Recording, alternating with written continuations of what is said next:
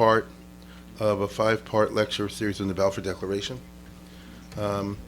Tonight's lecture is entitled The Endless Conflict and the Desperation and Engenders. As you see, sponsors over here are the Kramers, David Malky Kramer. He'll probably be in here a little bit later, and by Jeffrey, Jordan, and Michael, for those who know who that is. And that's how they want it. And without any further ado, here we go. As we saw yesterday, we're telling a story here, obviously, and it's episodes. And yesterday was the outbreak of the First World War. And as we saw, the fact that Turkey entered the First World War on the side of the Germans and against the Allies, against the British, the French, and the Russians, as far as the Jews are concerned, or the Zionists to be more exact, unexpectedly opened at least the possibility that the Jews might end up gaining Palestine or some upgrade thereby. Before the First World War, as I said over and over again, it wasn't even to be thought of. However, there are many other factors involved, not just Zionism. In fact, there's an entire cast of characters. So tonight's going to be complicated. A whole bunch of sets of characters, actually. Everybody working against everybody else. That's the way the international scene generally operates. It can get confusing, but tonight I'm going to lead you through the maze, or I'm going to try to. And we're going to see how a million ducks had to line up in a row in order for the extremely improbable Balfour Declaration to occur. So as you can see here in our first slide, here's the famous verse from the Bible, from Haggai, I think, where it says, Kom Hashem, Ani marish es Hashem es haaretz. That God said, I'm going to overturn the whole world. I'll cause a world war. V'afachti kisim mamlachos. Isn't that what happened as a result of the First World War? I will overthrow dynasties and kingdoms. V'shmarati chozik mamlachos. And I will destroy the most powerful empires. Hagoyim. V'afachti merkava v'rochvel. I will overturn the mighty chariots of the international situation. Isn't that a little interesting? There'll be a terrible war of bloodshed. And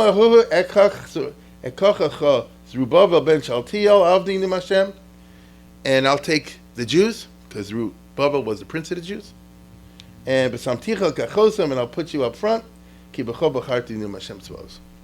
Now, it's very insulting to say the First World War happened, for someone. I know you have a there, but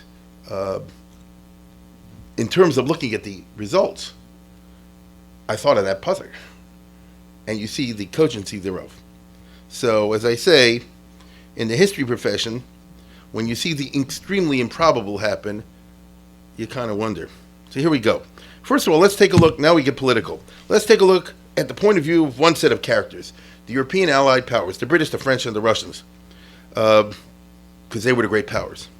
And now that Turkey's in the war, what's shot? Well, as the famous cartoon puts it, from the 18th, there's a turkey to carve. This is from the 1870s, Russia-Turkish War. Bismarck wants a peace. John Bull, that's England, wants a peace. Who's this? I can't tell. Is that Russia wants a peace? And the Sultan of Turkey's angry. And notice, the idea of carving up the Ottoman Empire had been going back for a long time. For Russia, this is Pashut. That is what Russia has been up to since the 1300s. Okay, let's take a look at the next one. The Russians, I think you know a little bit of the geography, fought their way from Moscow. By the way, both of these countries are the same. Turkey started out like this, and then like Pac-Man, just conquered more and more and more. And Russia started the exact same way. A little place called Moscow, and then more and more and more. The only thing is Russia got bigger, and neither side was good. No country's good. It's just who got stronger. So the Turks were expanding forever until they ran into the Russians. The Russians are the ones who busted them, historically. Starting in the late 1600s, without going into details, and all throughout the 17 and 1800s. That's what happened. And very interesting every time you see Erdogan, for example, or one of these guys meet up with Putin, each one I know what they're thinking of. Okay? And if you're Russia, so under Catherine the Great, they got to the Black Sea, if you know where that is, the Crimea. And then they wanted to get out from the Black Sea into the Mediterranean. But again, if you know a little bit of the geography, Turkey kind of blocks that off. It's called the Dardanelles and the Bosporus. those places over here. Look, here's a Black Sea, here's the Mediterranean Sea, and there's a narrow straits here and here. So Russia's been dreaming about getting that forever. And, now it's the First World War. Now we're going to do it.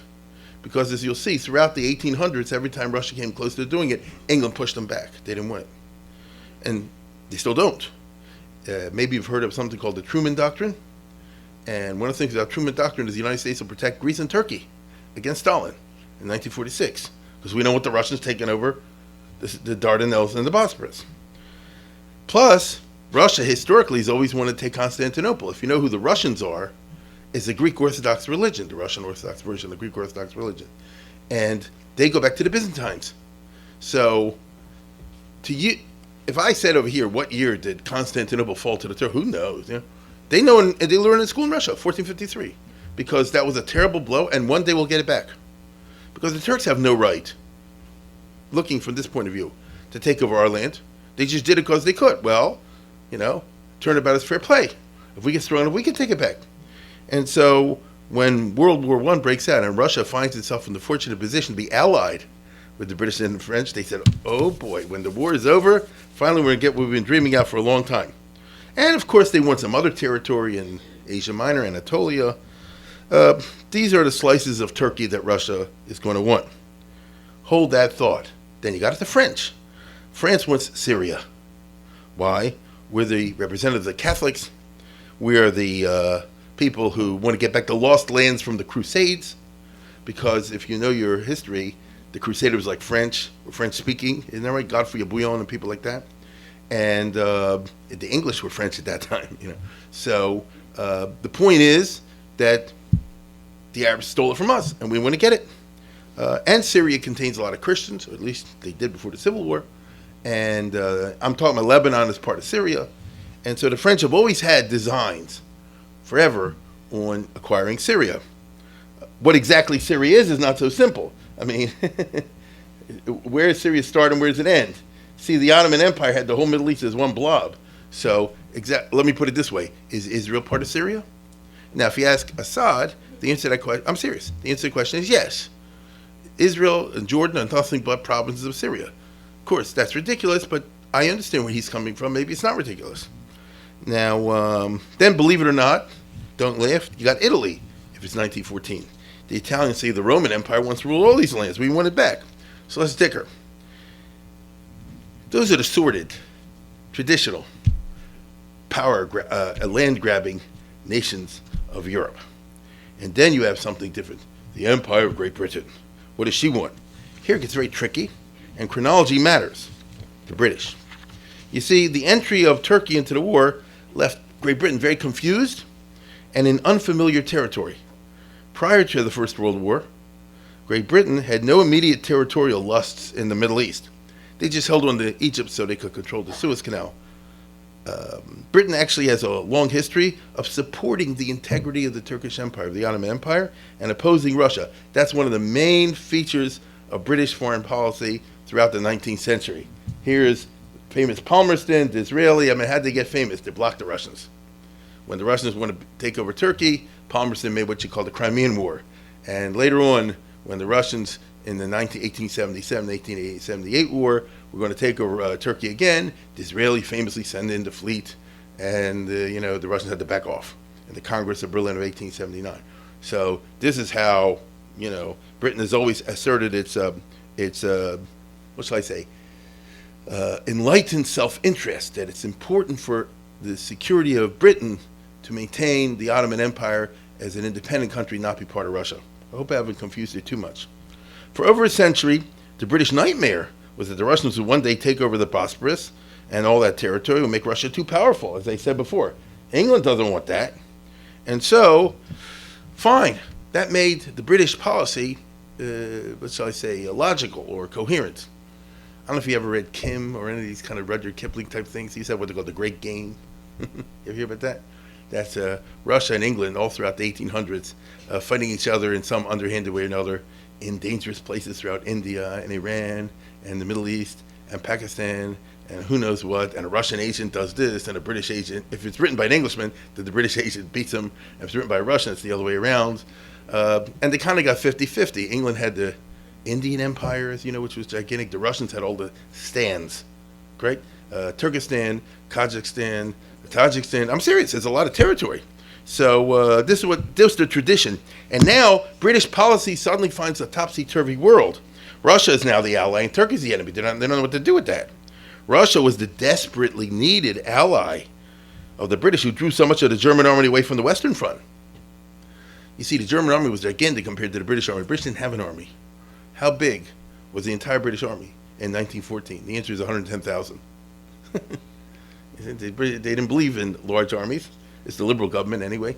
And it had just been modernized. So it's tiny. It's a rapier, as the Kitchener put it. It's not a sword. And Britain relies on the other armies to hold off the Germans. And then the Germans invade immediately at the beginning of World War I, if you know a little bit about it. And they come that close to winning, taking over Paris and knocking it out, sort of what Hitler did in World War II. And at the last minute, the British and the French were able to prevent that. And then that lasts for 4 years. And what's to stop the Germans from overwhelming them? Because Germany is a country of 80 million with a huge army. The Russians, because Germany has to fight two-front war. So you have to split half their army here and there. All the military historians tell you, if only the Germans had moved those 4 divisions on the eve of the Battle of the Marne from the Eastern Front to the Western Front. Have you ever read that? Right? General von Moltke couldn't decide where to go. Those 4 divisions added to General Kluck's army would have made a breakthrough, and then blah, blah, blah, blah, blah, blah. So England really, really needs Russia.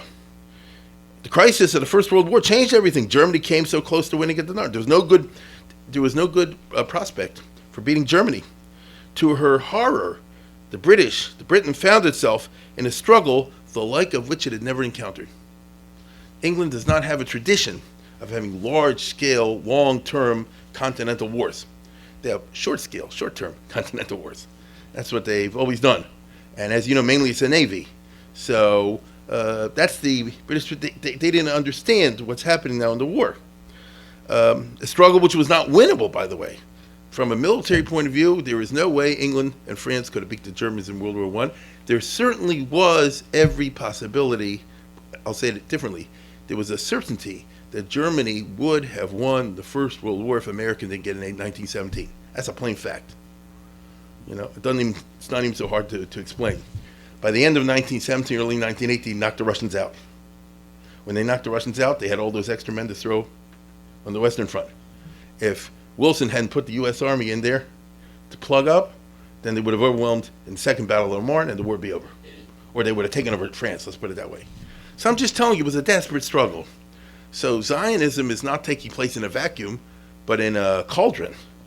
Now, that's what happened.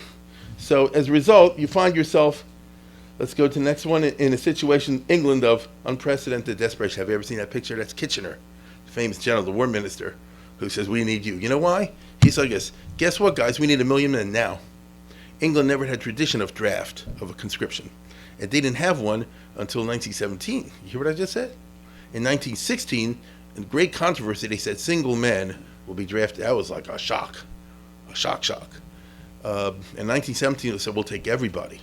But in 1914, 1915, 1916, instead they relied on patriotism. And Kitchener was a famous hero, as you see in the picture. And a couple million people volunteered and got killed. But that's what happened in World War I. It was a wild and crazy time. Now, the reason they all got killed is because of the stupidity of the war. Here's a famous clip, maybe you've seen, I've shown in the past, from the famous 1930 movie, very realistic, All Quiet on the Western Front. Just a video, no audio. You can run it, and you'll see in a second, A attacks B, A gets wiped out by B, then A wipes out B, then B counterattacks and wipes out A, and by the time it's over, everybody's where they were. Here are the Germans in the trench. It's very realistic. Here are the Germans in the trench. Here come the French. They're running across open field. Naturally, they get mowed down by the machine guns. You know, what did the French general think? The answer is he didn't think. And so they all go down, 1, 2, 3. It's very realistic, because this was made right after the First World War. So people remembered it all. And you see the famous scene, and there are the trenches. And this went on for 4 years. I'm not exaggerating when I say that. This one in 14 and 15 and 16, 17 and 18. And really till November 11th, 1908. This did not really change substantially till 1918. There they go, they get shot down by the machine guns. And so what was the general thinking? You understand? I just wrote an article, maybe some of you saw in the Where When about the generals who knew what they're doing, which is you indirectly and around the flank, and the ones that say charge up the front. In World War I, there was no flank.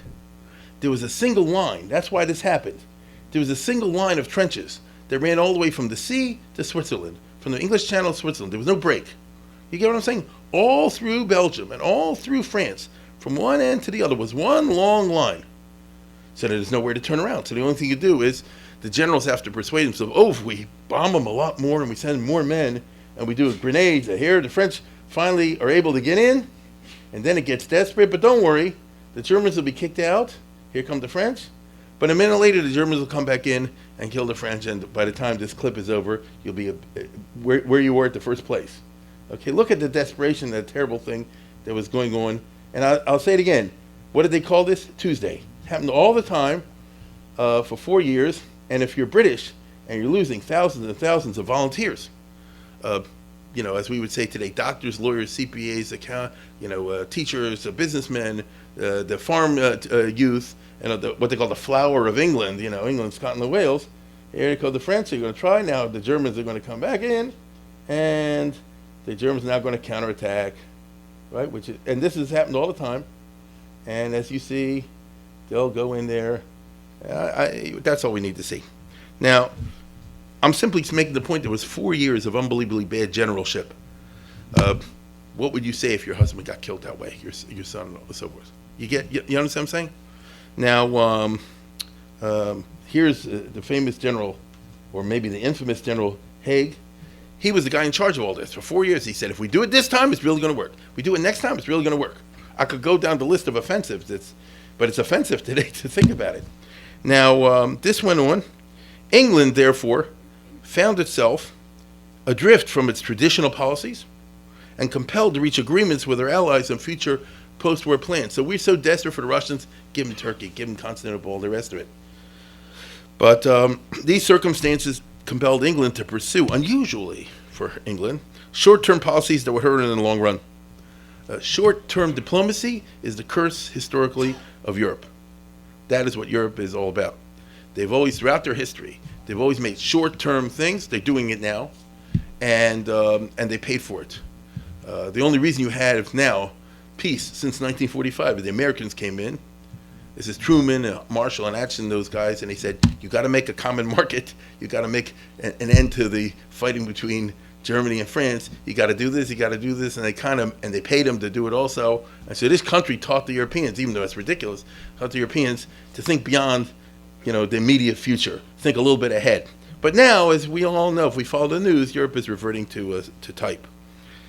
Okay, the reason I'm giving you all this is that England says, look, this is against our long-term interests, but if we don't survive in the short run, there won't be any long run. And so that's where it goes. Well, my friends, the Balfour Declaration, and therefore the resulting establishment of the State of Israel eventually, was simply one of a number of things that England did because of the problem of short-term survival in World War I. Which is why when the war was over, the British said, what did we do? Okay, but within the context of World War I, it made 100% sense.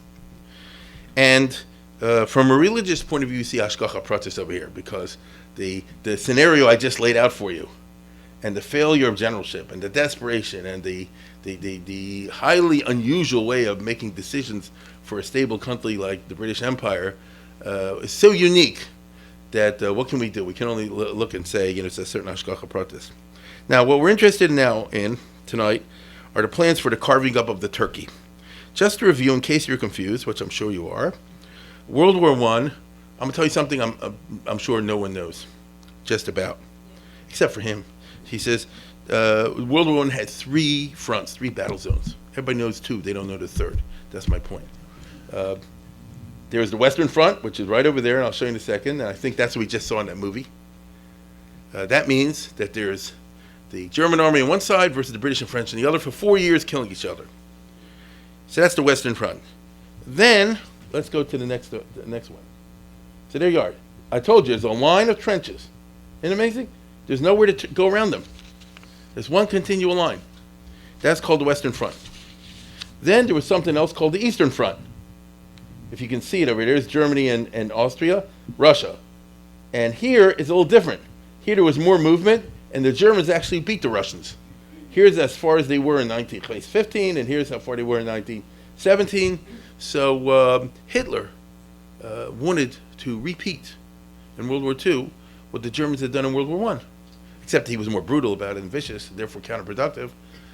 What did they do in World War I? Germany conquered and annexed Belarus, the Ukraine, Lithuania, Latvia, Estonia, all that kind of stuff. And that assured Germany food and oil and, natural resources of those types. So the Germans did win on the Eastern Front. But everything that means that everything you just saw in that movie, just double it, okay? Except that, without being too technical, there was more movement in the Eastern Front than there was in the Western Front. Now, but if you see, there's a line running, not quite the same way, but almost a continual line running all across Eastern Europe of trenches and armies and things like that. By the way, that is the reason your grandparents, many of you, and people like that came to, ran away from home and never came back, because this is the Pale of Settlement. The battle lines were exactly where the Jews lived. So World War I was a bummer. I spoke about this about 10 years ago. World War I was a major bummer if you were Jewish living in the Eastern Europe, like Rabbi Herzberg, who Schultes is in, who, by the way, was in the Austrian army. Okay? Now, appalled. And then there's a third front that no one knows about. That's this. There was a war, a bloody one, against Turkey. You say, really? By who? England. Really? Yeah, with 5 fronts. Okay? As we'll see, well, let's say at the beginning, the British tried to go over here. It's called Gallipoli. That didn't work. The Russians fought them over here. That's 2 fronts. Here is Iraq. The British attacked the Turks in Iraq and suffered some big defeats. Whole British armies were wiped out in Iraq. Many Jews, by the way, were affected by that. I don't know if Manasseh and Baghdad, but in those areas of southern Iraq and central Iraq were war zones, and Baghdad, largest Jewish community in Asia. People don't realize that. So there was a bloody business over here with the Turks won. Then, as we'll see a little bit later, there was a Palestine front. A huge set of wars. I don't think anybody knows about this. Have you ever heard of the Battle of Shechem in 1917? Have you heard of the Battle of Tiberia in 1918? Have you heard of the Battle of Megiddo? Now, they don't take it as today. No, not the Megiddo from King Yoshio's time. I'm talking about the Megiddo, the 18th Battle of Megiddo between Allenby on the one hand and General Lehman von Sanders, the German commander, on the other hand. You don't go on these kind of tours because who cares about the British and the Turks? That's the reason. But if you've been to Beersheba and some other places, some of you I know are Israeli and otherwise are familiar. You see these military cemeteries, don't you see that? With crosses, and they're Australian and British. I mean, that's what they are. There was a major war, I'll repeat, a major war in Eretz Yisrael in 1917-18, which is absolutely crucial to understand the Balfour Declaration. So that's 3 fronts. It's Gallipoli, it's Russia, it's Iraq, it's the Palestine, and then finally Lawrence of Arabia. That's here. The Saudi Arabian front. There wasn't Saudi Arabia, but it's Arabia, where Saudi Arabia is today.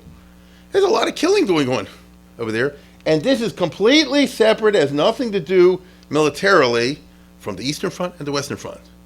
That's why 50, 60 million people got killed in World War I. Now, think about that. At the beginning of the war, England and France didn't have any forces hardly in the Middle East. Turkey attacked England in Egypt. You don't know this. The Turks took an army across the Sinai Desert, which wasn't easy because of the water. They attacked the Suez Canal, and there was fighting by the British to defend the Suez Canal. Who remembers this business? Well, if somebody got wounded or whatever, they remember it. This is in 1940. So in other words, Turkey was coming close to knocking out England from the Suez Canal. Right? In general, the Turks proved a lot tougher, much tougher nut to crack than the Allies had imagined. And the Turks really defeated the British on a number of occasions. The British don't like to remember that part. When I say the British, I mean the British Empire. Australian troops, New Zealand troops, South African troops, Indian troops, and all that kind of stuff. There's a whole bunch of battles in which they were defeated by the Turks. It's not supposed to go that way if you're British. We're the Europeans. They're the Middle Eastern, the Wogs and all that. They don't know modern stuff like we do. We're supposed to beat them all the time, And it didn't happen like that. So this was a shock in London. Appalled at the meat grinder, already in 1915, because what you just saw about the Western Front, that movie, was already at the very beginning in early 1915, and realizing that the Western Front is not winnable. It's not winnable. The British tried Gallipoli, which means they took an army and they sailed it right up here. Instead of fighting this, just go to the head, right near Constantinople, land an army there, capture Constantinople, and win the war at a single shot. But it didn't work. They were badly defeated by the Turks because it was a good idea, but it was poorly executed. And the British generals were unbelievably bad in World War I. Here's a famous, here's a famous Australian movie, because a lot of Australians were killed at Gallipoli by stupid British generals. And you'll see what they do over here. They tell them, all right, charge the machine gun. And what's going to happen? They're good soldiers. They're going to charge the machine gun. And you tell me what happens next. I mean, you don't have to be a physicist to figure this out. You get it? In other words, if you tell me there you go. And down you go. And down you go. No, if you told me this is a decoy, do you understand what I'm saying by failure of generalship? If you tell me this is a decoy and meanwhile around the side you're doing something else, I kind of get that. It's also sad, but at least there's a method. No, there's no going around the side. Go and capture the machine gun. Look at this guy. And they're heroic, but whatever. Now, by the way, this is just the beginning of the scene. No, that was the first wave. Then they send the second wave, and the third, and the same thing happens. You see, here the guys back in the trenches, the few who survived, and they're getting ready for round two. This guy must be saying something. They're Australians, as you can kind of tell, and they're going to die, baby. And even though you just saw it didn't work, right? I mean, what was the plan? you just sent a regiment out and they all got wiped out. Here are the Turks waiting, come to Papa. And this guy saying, don't do it, right? And here's the British officer, and he says, we're doing it, and you blow the whistle, and what happens? Here we go, up you go, and down you go, right? And all of them are killed. They're all killed. And this is a Hollywood, I'm not a Hollywood, Australian iconic, picture, something like that. What's the point of it? The futility of war if it's fought the way the British generals fought in World War I. I'll tell you again, if you are a British, there are many people in England like this, England, Scotland, and Wales. If you had a grandparent or a great-grandparent or something like this who was killed in World War I, especially like in the Somme and all the rest of it, it's not something you say, oh, was a hero. You understand? I mean, if you say, I'm just making this up, you say, that my ancestor fell, defending the Union lines at Gettysburg, something like that. You say, well, all right, at least it was for something. It's for nothing. You get it? The lives are thrown away. So it's all important to understand the world of Chaim Weitzman and these guys in 1915, 16, 17, 18 is an upside-down, crazy world. So as I said before, similar disasters to what you just saw were happening in Iraq, all during 1915, all during 1916. And so the war was not going well for the British during this period. Since so many men were needed for the meat grinder on the Western Front, because that's what it was, right?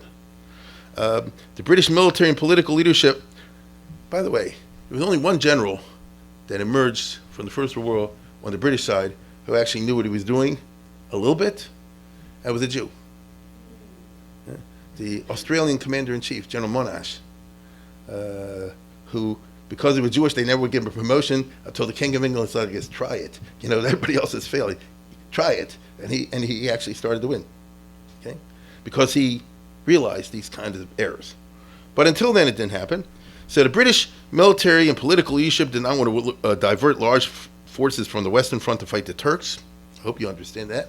And therefore, the Middle East is just going to, what's the right word, simmer, as it were. There's a certain logic to this, because if you could beat the Germans and the war be over, you wouldn't have to fight the Turks. But you couldn't. Especially with hindsight, we see that. This all reflected the British government cabinet's reliance on the professionals, because there are civilians in the cabinet, the foreign minister, the prime minister, people like that. And the professional generals didn't know what they were doing in World War One. This is the reason why you've all heard that famous quip, which was not a quip.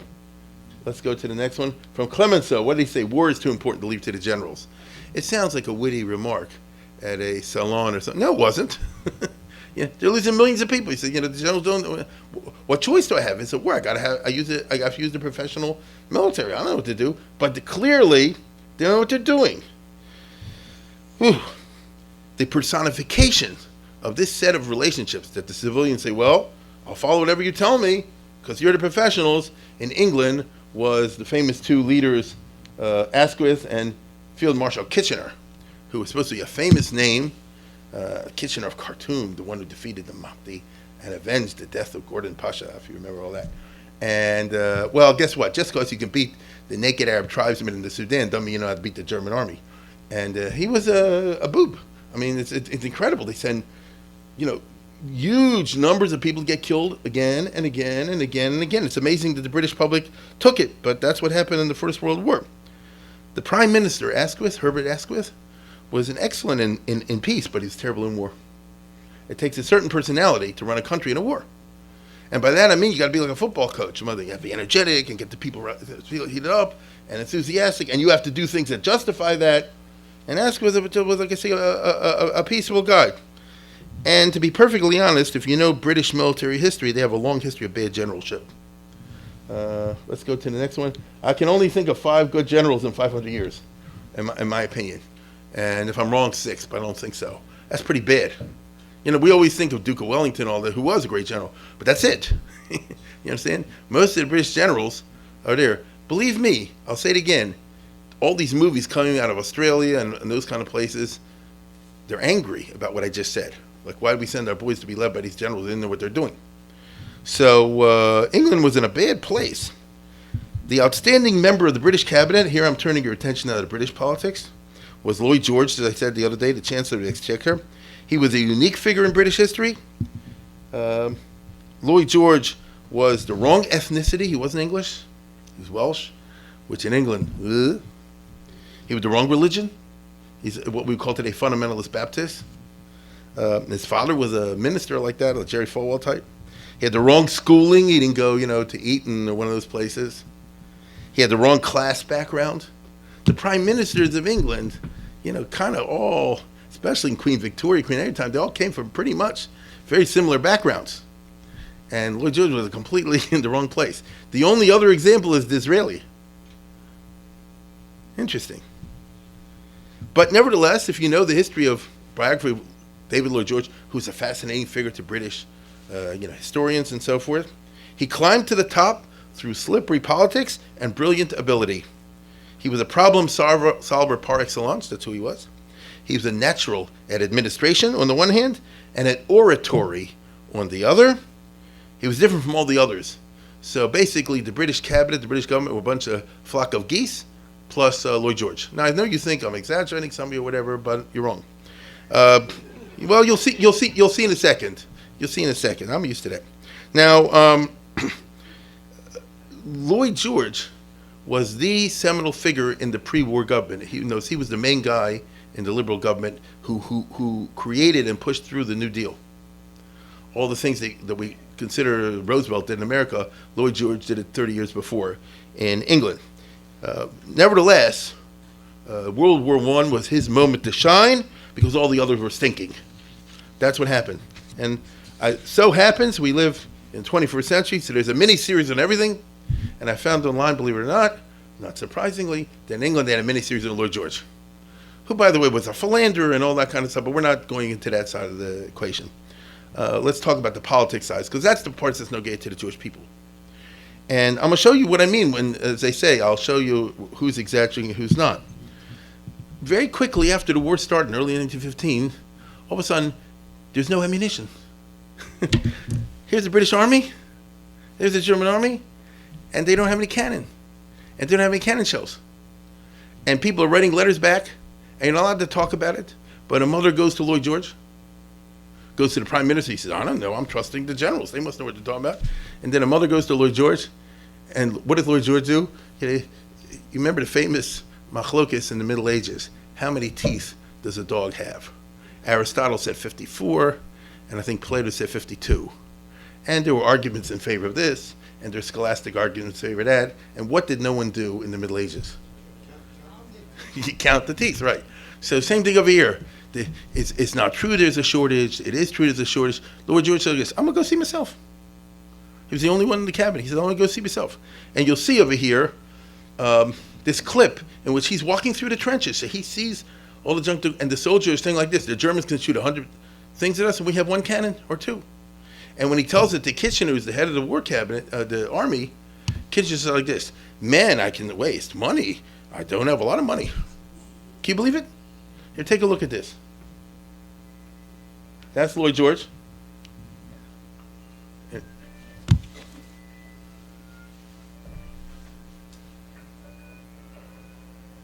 No other civilians. It was a night barrage, sir. They seem to get our range every time, sir. Begging your pardon, sir, but if you can find a 6-inch shell around here, I'll be pleased to give you a sovereign for it. The same at No Chapelle and Over's Ridge. No bloody shells, no bloody guns. No, the British don't have the shells.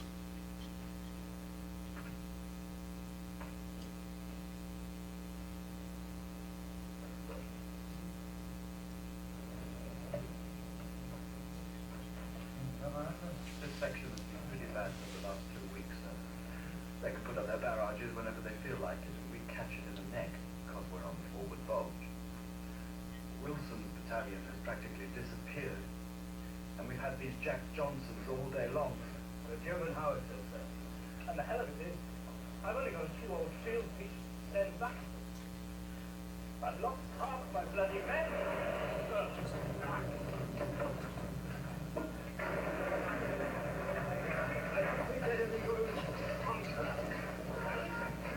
He's gonna go back and tell them. We keep running out now all the time. All right, you made your point. What's the use of him coming if you won't let him listen?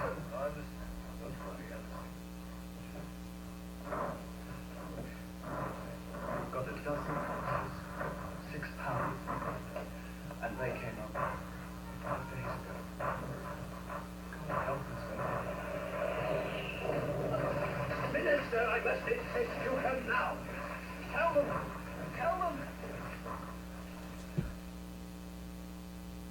And here's in the British cabinet, he came back and talk about it. And that's They can leave him his senses. Kitchener. I've known this report was implied. I'd not have allowed it for a second. He's been bypassing the Ordnance Department. That's Asquith. With Army commanders. I distinctly told him to arrange for the supply of 770 heavy guns. He's putting an order for 1,370. How did he arrive at that figure? What? I told you, he's out of his mind. He says he was assuming that when I said 70 divisions, he better allow for 100 divisions. Then he added 25% for luck. I'm expected to transport an extra 600 heavy guns. If he insists on producing them, we better tell him to make them the Russian caliber and send them out east. I won't use them. At this stage of the war, I can afford men. I cannot afford to waste money. You're that? I can afford men. I can't afford to waste money. I'm not showing you this. First of all, it's interesting, but I'm not showing this for the heck of it. Chaim Weitzman's going to be an important part in a minute. The Balfour Declaration is going to be part of this in a second. But when this shows you the idiocy. I mean, here's the famous General Kitchener. I mean, how would you, like I said before, how would you like your son, your grandson, your husband, or somebody like that to be led by somebody along these lines? Now, eventually, this got out to the news, and the government fell.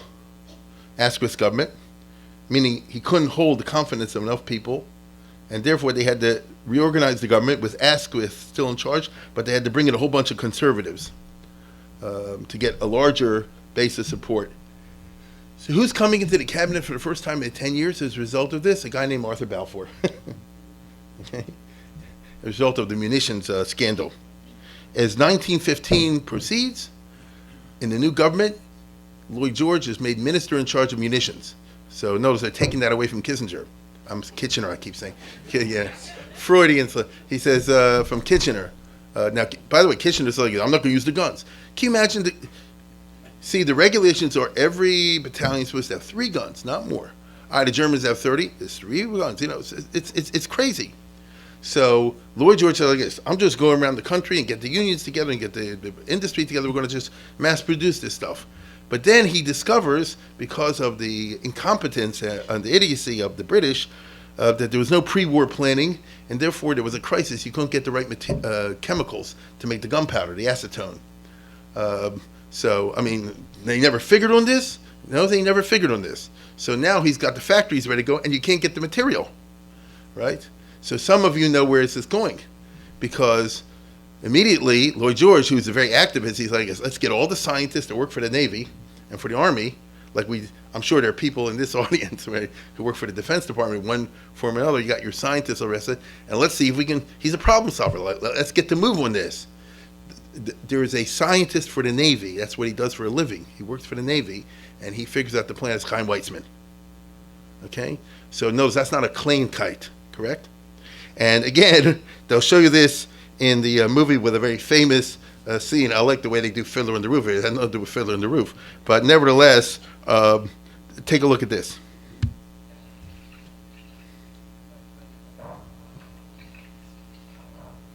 Just give it a second.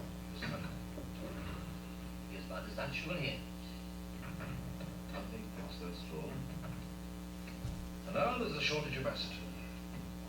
No acetone, no cordite. No cordite, no ammunition. Listen. Perhaps the American firms are manipulating the situation to Lloyd George. Supplies are simply not there in sufficient quantities. and we can't produce it ourselves. So the amounts of wood alcohol we will be needing will take vast timber forests. The Germans have got limitless supplies. They've got the greater part of Eastern Europe. They've got Serbia as well. No, JT. For the first time, I can't for the life of me see how we're going to. Don't mean that. Always like it, JT. Thank you.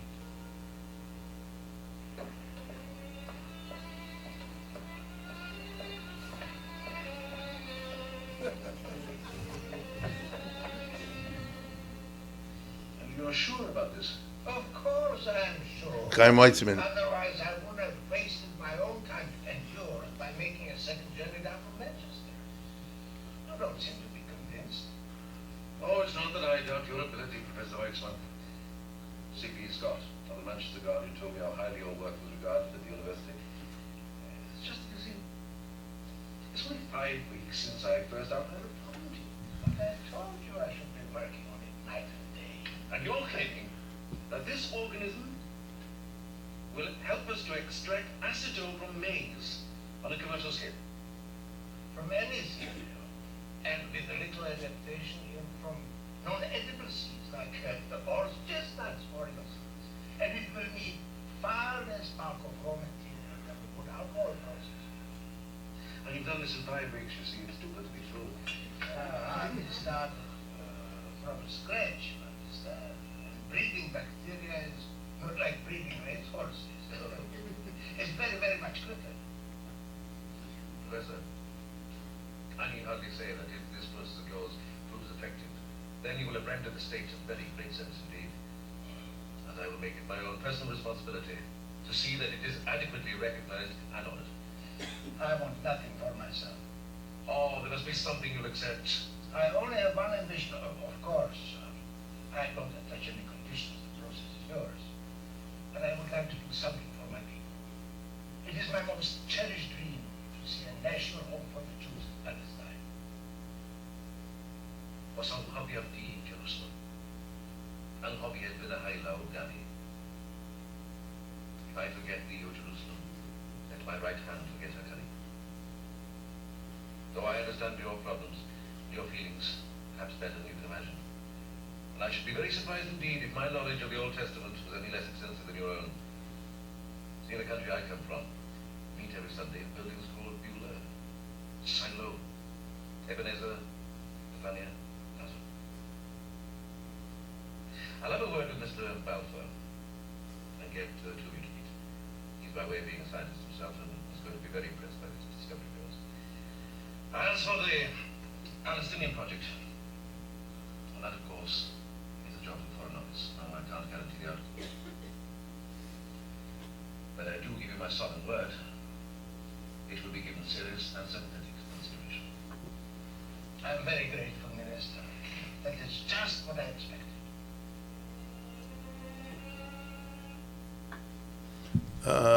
Let's go to the next one. How's your Welsh? Hungarian is much easier. This story is told by Lloyd George in his memoirs.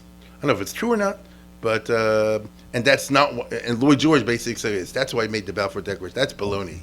But on the other hand, once again, you see a hidden hand somewhere that put Weitzman, of all people, in a very interesting situation at a crucial moment in the history of England. That's why I showed you these two movies, without which they couldn't go through the war. So when 2 years later, the consideration of Zionism will come to, it's not a dirty word to Lloyd George, understand? And he knows Chaim Weitzman from already before, and this is not the first time they met. You know, it's a little dramatized over here. They knew each other from way before. As we'll see, maybe tomorrow, Weitzman had a day job. He was a chemist employed by the Navy, by the Admiralty, you understand, during the war. So that's in addition to his Zionist activities, which he did as an avocation. So he got to meet all these kind of people in the course of his professional, what shall I say, activities. But it's a good story, isn't it? Now, this only increases as 1916 goes on, because a year after this little video you saw, England's really desperate, and they have to do conscription or draft. And Asquith was like, no. And his indecision weakens his image. Here's the famous Lady Tree asking him, he says, "Tell me, Mr. Asquith, do you take an interest in the war?" You know, because he wasn't a Winston Churchill type, of the opposite. You know, it's like everything's being run and all the. It was very clear that he can't wait for peace to break out. I think that's a great idea, but it's not the way you lead a country in a war.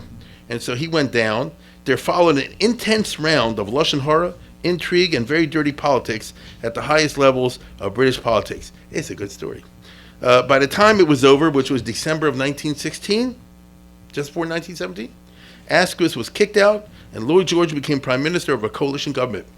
This was a famous episode in British politics with dramatic, long-term consequences, because Asquith, understandably, became the bitter personal foe of Lloyd George, and in the long run, 7 years later, it led to the complete collapse and downfall of Lloyd George and the Liberal Party. They've never come back ever since then. There is a Liberal Party in England. They have 3 seats, 4 seats in the Parliament, something like that. But that's all for historians of British politics. It was the end of friendship. It's a very dramatic story. But the bottom line is that when you get to the second half of the World War I, in 1917 and in 1918, the British had a different government, headed and dominated now by Lloyd George, who's a prime minister, who established a highly efficient secretariat, which enabled him to run the country and the war, and to heavily personally control and influence policy. He's famous for this in history. He was a hands-on prime minister, not one of these managers and chairman of the board and all that. And these secretaries of his are powerful paper pushers. Okay? I mean, they stick their noses effectively in every area of the British government and policy. So people who no one heard of then, they did later, Leo Amory and William Morris Begor, if they will become sympathetic to Chaim Weitzman, people like that, it matters a lot. So if you're Chaim Weitzman, one of the people you want to have lunch with is one of these secretaries. Get it? Now I'll tell you, you can't make this up.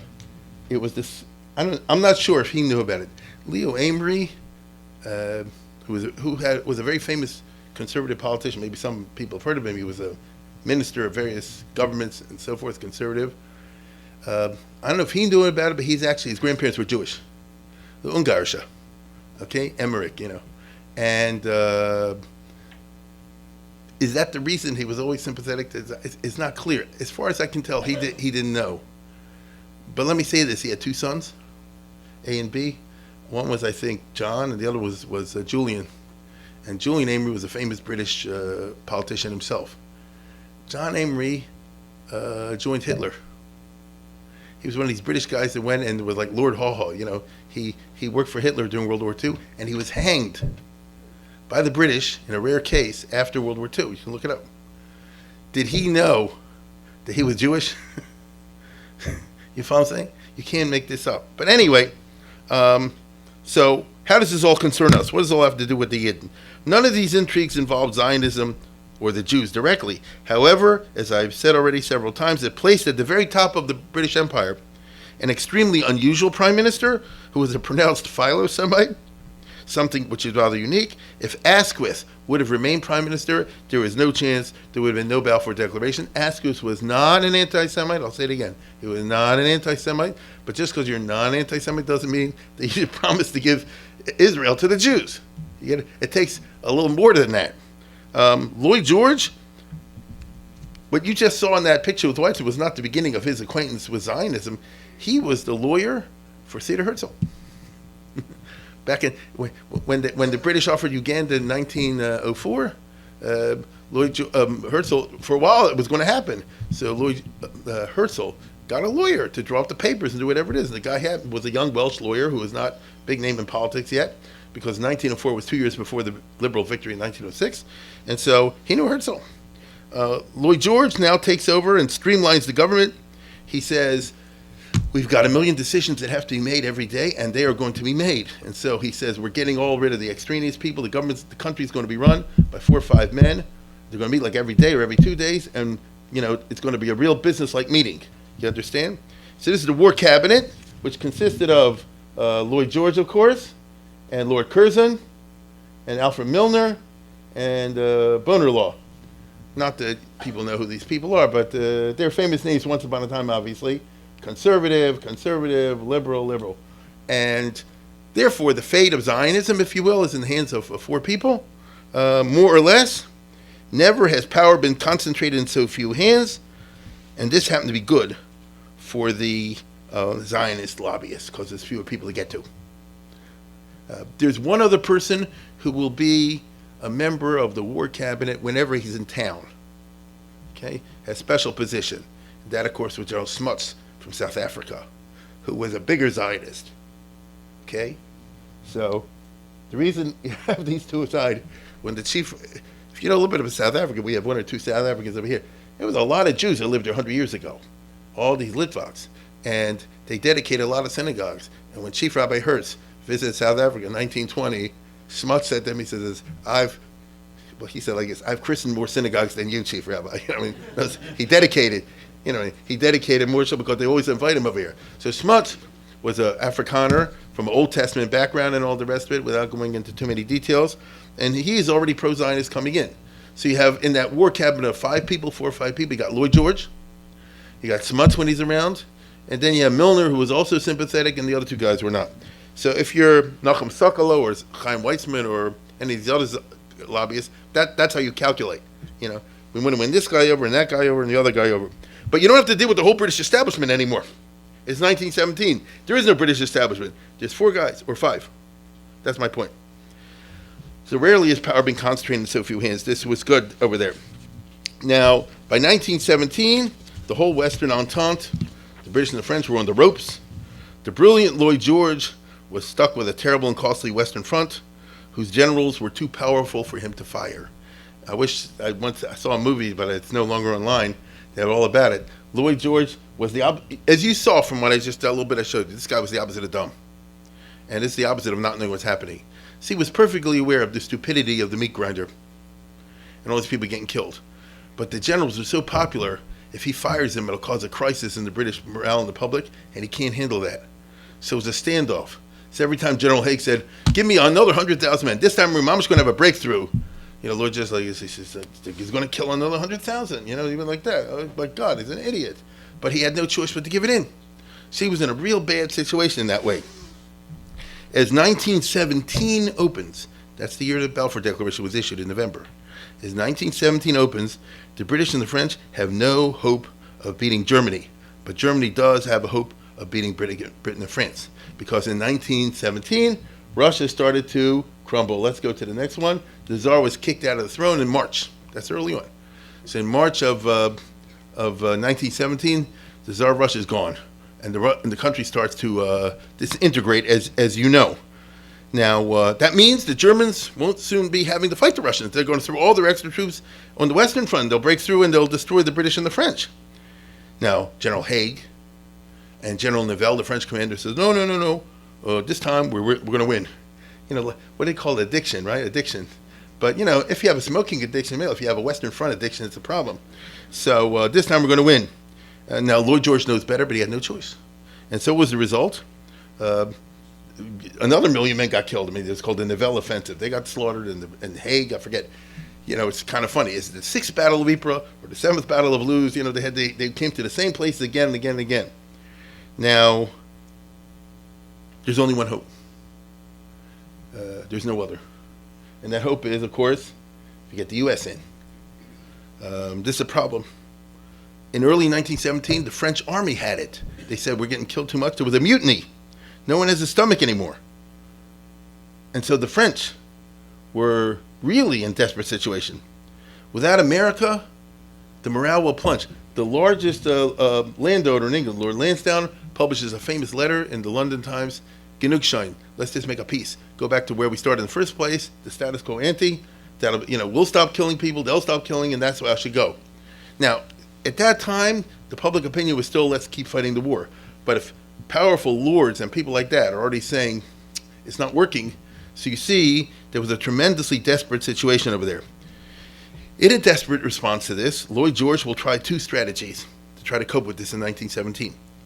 Number 1, win over America at all costs. But this is a problem because America doesn't want to go to war. As a matter of fact, in America, 2 months before, in November of 1916, you had the famous Woodrow Wilson second election. And what was the slogan on which Wilson ran? He kept us, well, take a look at this. It's a Hollywood movie with Wilson. It's Republicans.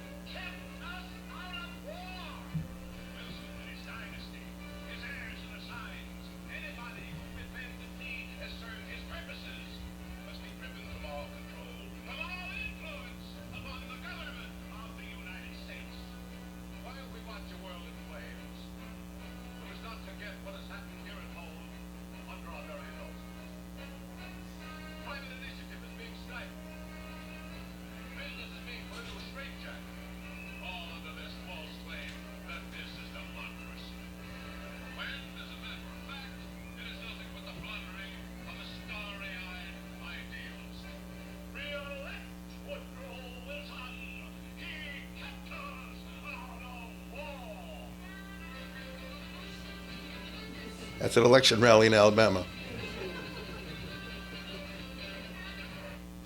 Now, Wilson, therefore, you see, that was his whole platform. So, of course, being a politician, he got elected on that, and then he went to war. That is what happened. Agreed? In other words, he began his second term on March 4th, 1917, and on April 2nd declared war. Okay? So, I know you're shocked to hear politicians, it can't be true, but it happened. Now, to be perfectly honest, it was a problem because America does not want to go to war. Wilson was a great speaker and all the rest and very eloquent, but the country did not want to go to war. A huge portion of the country did not want to go to war. And he got, wait a minute. When he went to war anyway in the beginning of April, the United States were very divided and it wasn't good. And the only thing is it didn't last too long, from April 17 to November 18, right? April 1917, November of 1918. So it wasn't that long. And even then you had crisis. This country was not well run in the First World War. Most people don't have any idea what I'm talking about. We're a little bit familiar with America during the Second World War, very few people with America during the First World War. And the whole Midwest, meaning all the Germans and all the Scandinavians and all that kind of, and all the, I mean, let me ask you a question. How are you going to get the Irish in this country to say we're going to fight a war inside of England in 1917 when they just had the Easter Uprising and the British shooting all the Irish? Okay? You get what I'm saying? It was really a problematic situation, and it won't be good. Now, by the way, that's the reason FDR would not go to war until after Pearl Harbor. Right? That's the next one. Why? Once Pearl Harbor happened, you don't have a divided country anymore. The Japanese bombed us. You know what I'm saying? The instant end of the discord. Couldn't do it beforehand. Now, the British had been very devious. in pressuring and propagandizing America all through 14, 15, 16. It's too long to go into, but they use all kind of dirty tricks. They told lies. The Germans have chopped up nuns. They burned down, churches. They've done all kinds of things like that. And the British, on the other hand, do everything great. And they cut the cables so the Germans couldn't send any news, through Germany. And all the news you got is through England. So tell me what that's all about. There was a huge British propaganda operation in this country, run by William Weitzman, if you want to know, in New York City. And that's how it went. But on the other hand, favoring the Germans, there are millions of immigrants in this country from Germany and from Central Europe, from Austria-Hungary. As far as the Jews, so it's very interesting. The elites, by and large, favored the British. And it was very interesting to me. I was once downtown looking in the old Jewish Times. It was called the Jewish Comment. When I did a talk for World War I somewhere. And I was looking at the news items that you read in 1914, 1915, and so forth. This is the quote-unquote the Jewish Times of the week. It's so propagandic. It's unbelievable. Russia sounds like it's good, where the opposite was the case. Every time the Germans did a tiny little thing, it's blown up into a big deal. In other words, somebody, I don't know who, somebody is manipulating the Jewish press and the Jewish magazines, and that was true all over the country. Because the truth of the matter is like this. On the Eastern Front, the Russians were the bad people, the Germans were the good ones. I'm talking about World War I, not World War II, obviously. The Kaiser's time. When the German army came there, it meant there would be no pogroms. If the Russian army came in, the Russians invaded Galicia in 1914, 1915, they systematically went town to town, and they shot like 90% of men, and they raped each and every woman. That's what they did. This is recorded. And Jewish, I'm talking about. Jewish. So they would come to a town, a Hasidic place, they shoot it's not like the Germans, they went all over the place to look for them, but anybody who was foolish enough to remain in the town, the Russians would go to round them up, to shoot them or hang them, and all the women would be systematically raped. That's how it went. And these are the allies fighting for, how did Woodrow Wilson say, to make the world safe for democracy. You understand? A war to end all wars. It's all propaganda. So the public wasn't that stupid. So the elites, the Jewish guys running the Associateds and the Federations, they're in with the British and the Allies. But the Hamon Am in 1916, 1917, the masses of Jews, if I can use an expression, on the Lower East Side, or East Baltimore, or whatever the equivalent is in Chicago, in St. Louis, in Detroit, in Toronto, those kind of places, the Hamon Am of the immigrants hate Russia. So how are you going to say it's a war for freedom if Russia is in the Entente? And that's why the Jews are pushing very heavily, the masses, against America entering the war inside of the Allies, 1914, 1915, 1916. To put it in simple terms that anyone can understand, why would somebody be in favor that they should go against Franz Josef and in favor of Tsar Nikolai? Franz Josef was the good one. He died, the Austrian emperor died in 1916, the end of November 1916. There was a gigantic thing at the it's another day, another era, a gigantic asifa at the Madison Square Garden. It's on a shloshim for Franz Josef, or as they used to call him, Ephraim Yosef ben Shraga Feivel, and because his father, Franz Karl, so the Hasidim used to call that. So wait a second, Yosef Rosenblatt did the El Malachim, right? And the New York Times are like this: the wail that went up was just unbelievable. So in other words, why would the American Jewish public say we're going to go to war against Franz Josef in favor of Tsar Nikolai when Tsar Nikolai is the bad one? You understand? I've told you before, there was a famous story that when the war broke out in September of 1914, the big rabbis in Budapest, the Hungarian rabbis, all went to Franz Josef when he came to Budapest, and he said, I guess, we are all praying for you to win in the synagogues. And Franz Josef was in his 80s, he said like this, let's cut the baloney. At this moment, a bunch of rabbis in Russia are appearing before the Tsar of Russia saying the exact same thing. But Kabul Reich, who was the Orthodox chief rabbi in Budapest, he said, there's a difference, you imagine. Why? He said, we mean it. So let's put it this way. It's just a pity that they don't have this on the YouTube. Yossel Rosenblatt, El Malachimim, for the Austrian Catholic Emperor Franz Josef. And that's when Yossel Rosenblatt was in his peak years. The other Chazam in America got $6,000 a year, and he got $12,000 a year, which is a gigantic amount. Once upon a time, as a salary, I think everybody knows the famous story. They said, why you get double? He said, with me, you also get the silent Shemona Esrei. But because the Chazanim were not exactly whatever. Now, the Jews in the United States are an important minority, and so failure to win them over was a real blow to the Allies, who were anxious to figure out a way to change Jewish minds on the war. If the USA does not enter the war, the Allies are in big trouble. This was the salient fact of 1917. And by the way, did I mention that the British and the French were broke? And so here's J.P. Morgan giving them all the money, and then telling Wilson, he says, listen, how are we going to get our money back? So we got to go to war and finish the war and win. If the British lose, they won't be able to pay. So this was called the war profiteers, the merchants of death. You've heard those expressions. There it is. So American Jewry actually does count for a lot in the eyes of the British government in 1917, particularly the Foreign Office, the British Foreign Ministry. As the year proceeds, the Tsar is overthrown, and Kerensky at the beginning becomes the leader. This was when they tried to have a democratic Russia, which lasted 5 minutes. Alexander Kerensky, who the Allies say like this, please stay in the war. Keep Russia in the war, which he stupidly did. I say that because it turned out bad for everybody concerned. But nevertheless, will Russia remain in the war? If Russia doesn't remain in the war, things are also bad again. Now, if you're British, here it gets really interesting. If you're British, especially if you're an educated Englishman, a bureaucrat, then there's no question in your mind that the protocols of the elder design are not exactly true, but on the other hand, my friends, they're not exactly untrue either. Okay? The Jews, they run the world. They don't run the world. Like I'm doing now, right? If you ask them among themselves, at the club, when there are no Jews present, you get it? Do they do? I mean, the Jews are on the newspapers and the banks, and right? Like that. And to the British, it seems that the Jews of Russia, who suffered so much under the Tsar's regime, have played an outsized role in overthrowing the Tsar. If you look at the London Times, the Manchester Guardian, they always have on the front pages in 1917 prominent Jews in the Russian revolutionary government. I'm talking about before Lenin. When Lenin comes in, it's double the amount. I'll just give you one example off the top of my head. Who was the Attorney General, the Minister of Justice in Kerensky's government? The answer is Oscar Grusenberg. Who's Oscar Grusenberg? The most famous Jewish lawyer who defended Bayless in 1913. The blood libel case, right? He's the famous, and he's the one who destroyed the prosecution, in that famous or notorious case. And because of his famous lawyerly defense, the jury, who were all Gentiles, had to return a verdict. They said, we know he did it, but we can't convict because there's no evidence. that was the verdict. And just make this story end, the Tsar of Russia, Nicholas II, so I guess he says, we have a retrial, and this time we're going to get him. Imagine that. And the war broke out in 1914, and then Nicholas said, when the war's over, we're going to have a retrial, we're going to get him.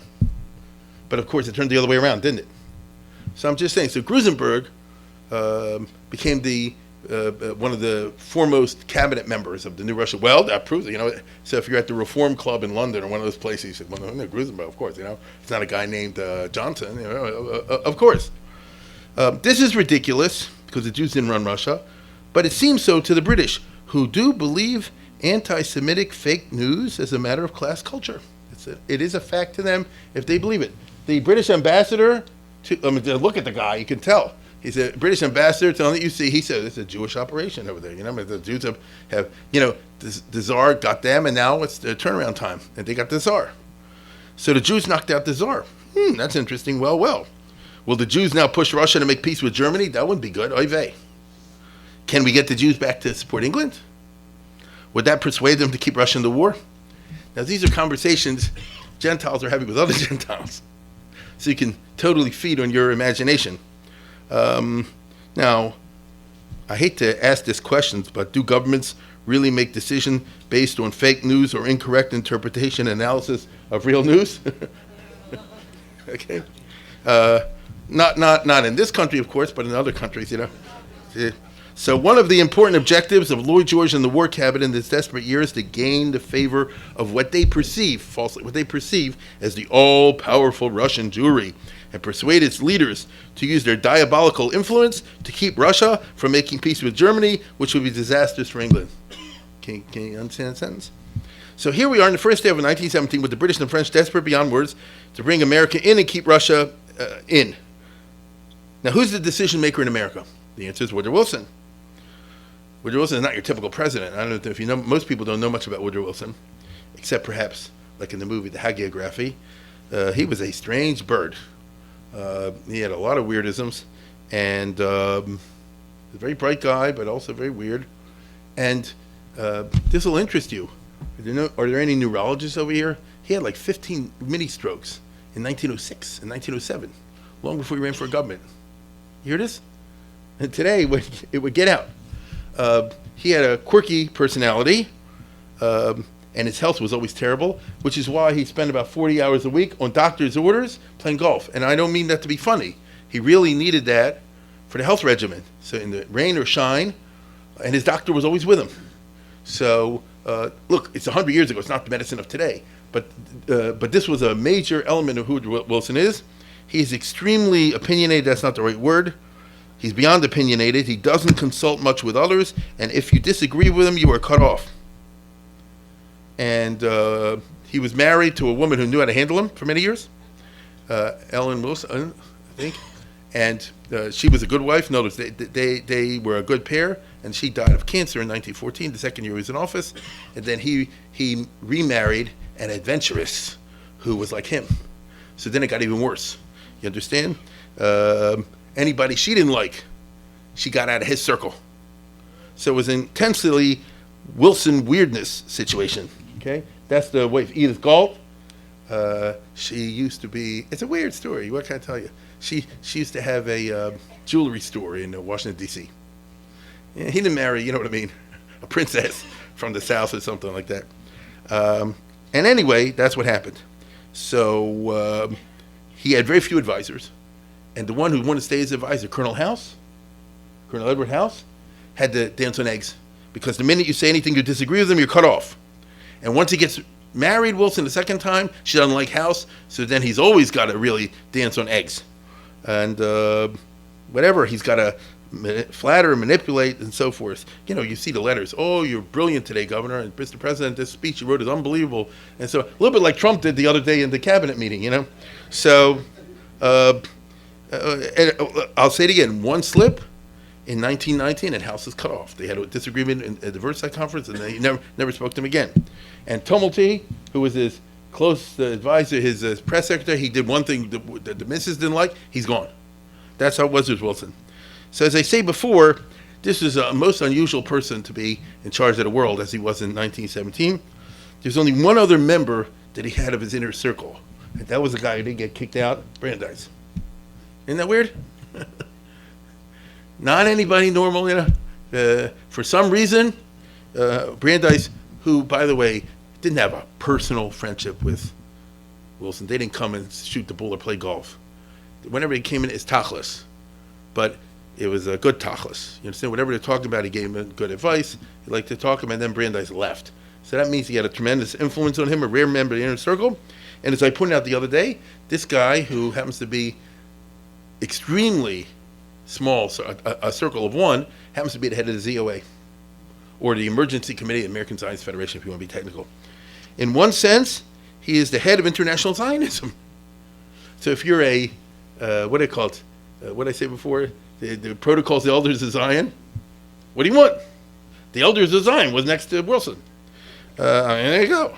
The British, by the way, take note, and they say in the clubs, there's Wilson, he's a strange bird, but we need him, he runs the country, and who's the one guy that's closest to him, you know, the head of the Zionists. And I met Chaim Weitzman the other day at the laboratory where he produced, you know, acetone. So things come together. Finally, one last piece of the puzzle tonight, in this remarkable year 1917, and that is that there starts the Palestine Front. The British, for the first time, under Lloyd George, it was a major operation. He said, we're not going to win the Western Front, and who knows if there'll be an Eastern Front. Let's at least do something on the Turkish Front. So let's send soldiers and get this right. And all through 1916, and certainly when he takes over, the British get more men, and they push and have a big war to conquer the Sinai Desert. You hear what I just said? Sinai Peninsula, which was a major war scene throughout 1916 in World War I. This is before the Six-Day War, okay? The Turks were fighting every inch of the way, So it took them, and by the way, it was very hard with the water situation. I won't go into the engineering problems, but it was. And finally, by the beginning of 1917, the British have gotten up to the border of the Gaza Strip. And the Turks are fighting every inch of the way. Here's the British commander, who was mediocre, as you see, and was defeated a number of times. It took a lot of hard fighting and engineering, hard engineering throughout 1916 to get up to the Gaza Strip. And then the British tried to break into Palestine in what they call the battles of Gaza. But every time they attacked, they were badly repulsed by the Turks. There's even a movie about it, by the way. Take a look at this. The Australians, again, made a movie called Light Horsemen about all the screw-ups of the Battle of Gaza. And here's the Germans who were advising the Turks. Get it? You know, the Turks, these German officers are very good. Here's Kressenstein, and here's the British and the Australians attacking in the open area, and it's in front of Gaza. And the Germans just bomb and destroy them because the British don't know how to do it. And you can't let open troops go in open field. You know what I'm saying? Like, what's the plan? And here's the German general boasting about how he's always, frustrating the British. And he said they got close one time, they didn't even know it, and so on and so forth. I won't do. You get the idea. That we can let it go here. The things were not going well for the British, but there was a front. Let's go to the next one. Look at this. Here's the Gaza Strip. Here's the Mediterranean Sea. Here's the Turkish army. Here's the British army. Who knew? Who knew? So for January, February, March, April, May, June of 1914, it's stuck on this front. You know, they can't break through. They can't get to Tel Aviv, to Yerushalayim, and so forth. This war is unknown today, as I said before. This is a part, we've all heard of the Western Front, and some have heard of the Eastern Front. Nobody's heard of the Palestine Front. There's another front going on in 1917 called the Saudi Arabian Front. It wasn't Saudi Arabia, it was Arabia, and that's the Lawrence of Arabia business, okay? Look at this. The Arabs start here, and they go up here, and they go up here, and attacking the Turks up here. They didn't get to Aqaba, you know what that is, Eilat, till July of 1917. So in other words, there's a lot of fighting going on between the one side and the other during this year. And as I said before, let's go to the next one. This is when Lawrence of Arabia became Lawrence of Arabia in 1917.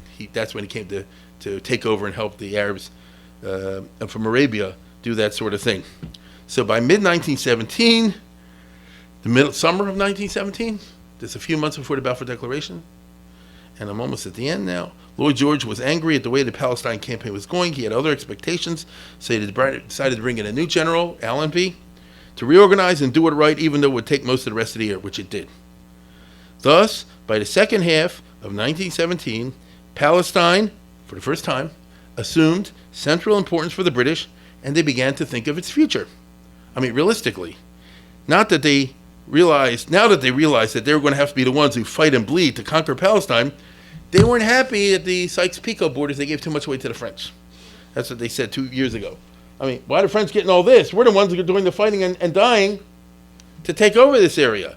How did we get ripped up into this? Look at Israel. Next one. Look at Palestine. This goes for the international. This goes for the French. I mean, we're doing the fighting and dying. We're going to physically occupy this if we win. And then we're going to give it to the French. Lloyd George said, I'm not doing that. And so Mark Sykes, who is we'll see next time, is the #1 British player in Middle Eastern affairs. He says, you know something? Let's look for a better deal. What do I mean by a better deal? Let's look for a way to change the deal before and make it that Britain gets all of Palestine. After all, we're the ones that are going to take it over. How do you do that? The French don't want to give in. How do you do that? Well, maybe the Jews. To be continued.